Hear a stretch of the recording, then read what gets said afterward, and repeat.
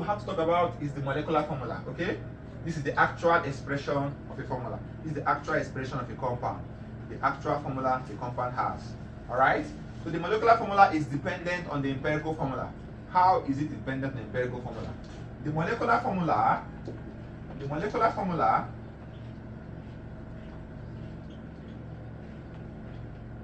is equal to the empirical formula. The empirical formula times the unit factor n. Okay? The molecular formula is the empirical formula times n. This n is the unit factor. Okay? You use this unit factor to multiply the empirical formula to get the actual expression for the molecular formula. But recall that molar mass is equal to the empirical mass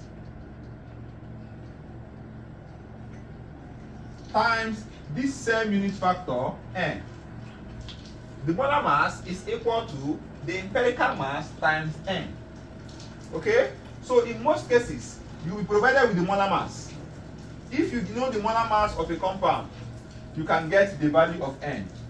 If you know the value of n, you can put this n here and solve it here.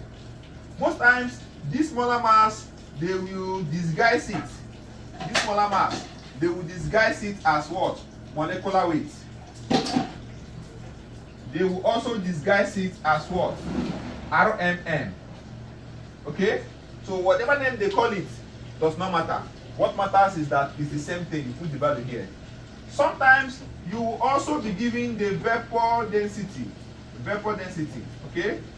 Vapor density times 2 is equal to the molecular weight. Okay? Vapor density times 2 is also the molecular weight. So when you know these values, you can plug in the value here, solve for n. Empirical mass is the sum total of the atomic mass of the compound. For example, if the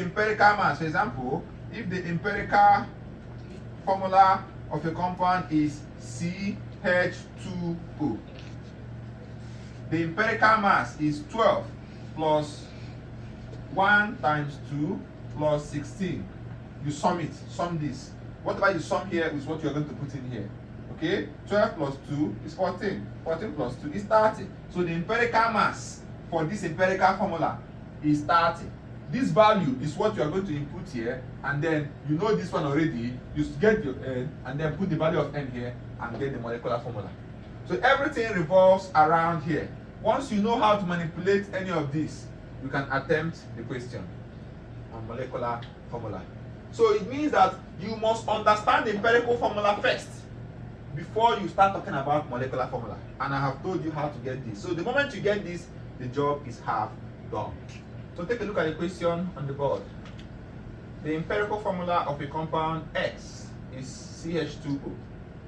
Okay? And its molecular formula is 179. Calculate the molecular formula of the compound. Very simple, right? So what are we going to do? Already, they have done this for us. All those things we have been doing previously, how to get this empirical formula, it has already been calculated. So we don't have to calculate it anymore. So we just have to go straight forward and find the value of n.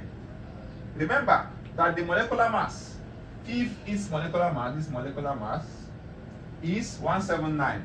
So remember that we said that molar mass is equal to the empirical mass times n. Okay? So this n is the number you're going to get, so you can be able to calculate the molecular formula. So this n will be equal to the molar mass. The molar mass all over empirical mass. So what is the molar mass? The molar mass of this compound was given as 179 all over. What is the empirical mass? The empirical mass of this compound CH2O is 12 plus 2 plus 16, which is equal to 179 over what? 30. So this n will be equal to 179 divided by 30 will give you approximately what? 6. This is approximately what? 6. Okay? So with this, we can now get our what? Molecular formula. So our molecular formula will be equal to the empirical formula, which is CH2O multiplied by this N, which is 6. 6, right? So when we do that, our empirical formula becomes 6 multiply, there's an invincible one here, okay? There's another one here. So 6 times 1 is C6. 6 times 2 is H12. And 6 times 1 is O6.